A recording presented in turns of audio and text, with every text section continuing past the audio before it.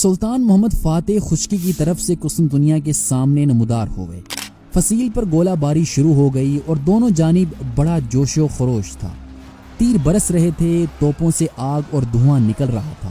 سلطان محمد فاتح نے اپنا خیمہ شہر کے دروازے سینٹ رومانوس کے سامنے نصب کروایا تھا۔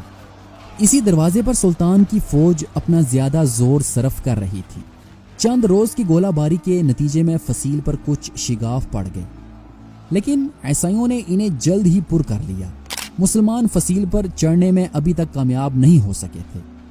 سلطان محمد ثانی نے فصیل کی بلندی کے برابر اونچے اونچے لکڑی کے مینار بنوائے، لیکن جوں ہی یہ سیج ٹاور شہر کی دیوار کے پاس پہنچتے تو شہر کے اندر سے رومی آگ برسائی جاتی، جس سے یہ ٹاور جل کر راکھ ہو جاتے۔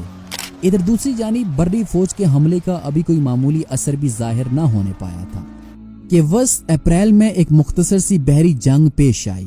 ایک یونانی اور 4 جنوی جہاز اہل قسطنطنیہ کے لیے سامان رسد لا رہے تھے۔ بحر مارمرا کو عبور کرنے کے بعد جب وہ ابنائے باسفورس میں بمشکل داخل ہوئے تو انہوں نے دیکھا کہ 140 عثمانی کشتیاں ان کی راہ میں حائل ہیں۔ جس وقت یہ جہاز بندرگاہ کے قریب پہنچے، ترک بیڑے نے حملہ کر دیا، لیکن جنوی جہاز عثمانی کشتیوں کے مقابلے میں بہت اونچے اور طاقتور تھے۔ انہوں نے عثمانی کشتیوں پر پتھر اور آگ برسانا شروع کر دیے، جس سے ان میں انتشار پیدا ہو گیا، اور یہ انتشار ان کی کثرت تعداد کی وجہ سے اور بھی بڑھ گیا۔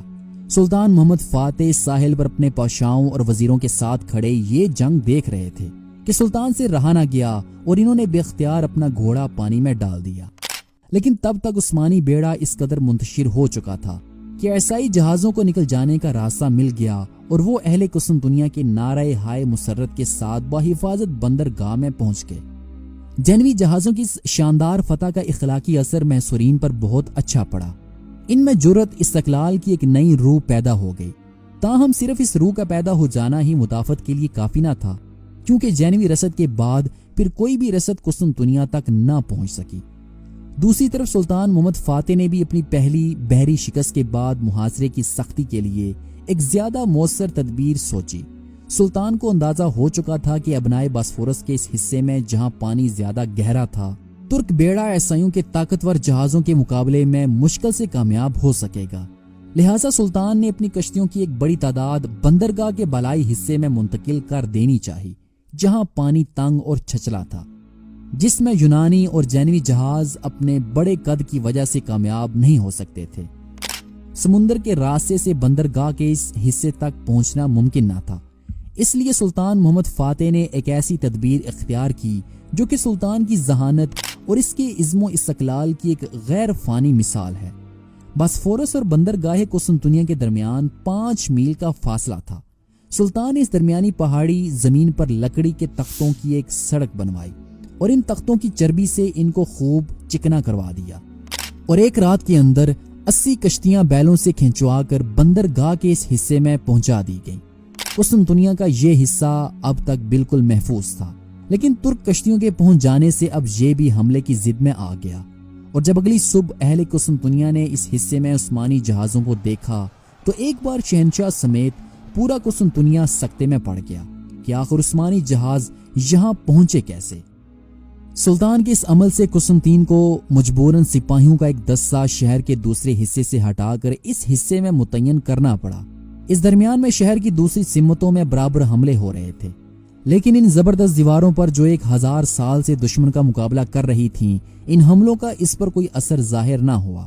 بلاخر 7 ہفتوں کی متواتر گولہ باری کے بعد دیواروں میں 3 مقامات پر شگاف نمودار ہوئے، اور سلطان محمد فاتح کو آخری حملے کی کامیابی کا یقین ہو گیا۔ 15 جمادی الاول 857 ہجری بمطابق 24 مئی 1453 عیسوی کو سلطان نے قسطنطین کے پاس پیغام بھیجا کہ اگر وہ شہر کو ترکوں کے حوالے کر دے تو عوام کی جان و مال کی حفاظت کی جائے گی اور موریہ کی حکومت شہنشاہ کو دے دی جائے گی، لیکن قسطنطین نے یہ منظور نہ کیا۔ اس کے بعد سلطان محمد فاتح نے فوج میں اعلان کیا کہ 10 جمادی الاول 29 مئی کو آخری اور فیصلہ کن حملہ کیا جائے گا۔ جمادی الاول 857 ہجری بمطابق 1453 عیسوی کی رات ترکوں نے عبادت میں گزاری اور نماز فجر ادا کرنے کے بعد حملہ شروع ہوا۔ حملہ مختلف سمتوں سے ہوتا رہا، لیکن سب سے زیادہ زور اس حصے پر تھا جو دروازہ سینٹ رومانوس کے قریب تھا۔ وہاں کی دیوار ترک توپوں کی گولہ باری سے بے حد ٹوٹ چکی تھی۔ عثمانی اور یونانی سپاہیوں کی تعداد میں کوئی مناسبت نہ تھی، لیکن دوپہر سے پہلے تک انتہائی کوشش اور فتح کی پوری امید کے باوجود عثمانی فوج کا ایک بھی سپاہی شہر میں داخل نہ ہو سکا۔ قسطنطین اور اس کے ساتھیوں نے اس روز حیرت انگیز شجاعت کا ثبوت دیا اور ترکوں کی باڑ کو بہادری کے ساتھ روکے رکھا۔ لیکن سلطان محمد فاتح عزم و استقلال کا مجسمہ تھا۔ وہ ابتدائی ناکامیوں سے مایوس نہ ہوئے اور اب خود سلطان اپنے ینیچری دستوں کو آگے لے کر بڑھے۔ یونانی اس وقت تک بالکل خستہ حال ہو چکے تھے۔ ان میں اس تازہ حملے کو روکنے کی سخت نہ تھی۔ اس درمیان جسٹینیانی کو، جو کہ جان توڑ کر ترکوں کا مقابلہ کر رہا تھا، ایک گہرا زخم آیا جس سے وہ کچھ ایسا خائف ہوا کہ جنگ سے بالکل کنارہ کش ہو گیا۔ ایسے نازک وقت میں جب سلطان محمد فاتح اپنی پوری قوت کے ساتھ حملہ کر رہے تھے، یوں اچانک اپنے ساتھیوں کو چھوڑ کر چلے جانا گویا شہر کو دشمن کے سپرد کر دینے کے برابر تھا۔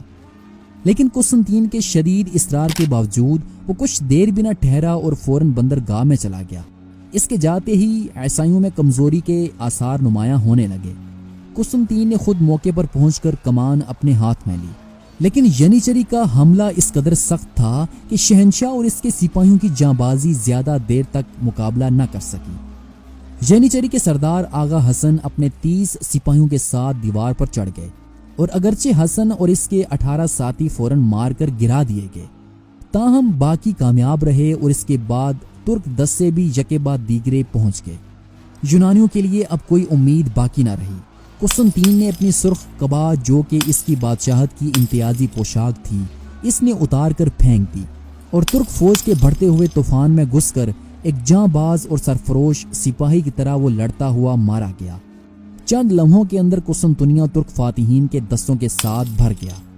پہلے تو انہوں نے فتح کے ابتدائی جوش میں قتل عام شروع کر دیا، لیکن تھوڑی دیر کے بعد جب یہ جوش کسی قدر ٹھنڈا ہوا اور نیز یہ دیکھ کر کہ شہر والوں کی طرف سے مزاحمت نہیں ہو رہی، انہوں نے اپنی تلواریں نیام میں ڈالیں اور وہ مال غنیمت جمع کرنے میں مصروف ہو گئے۔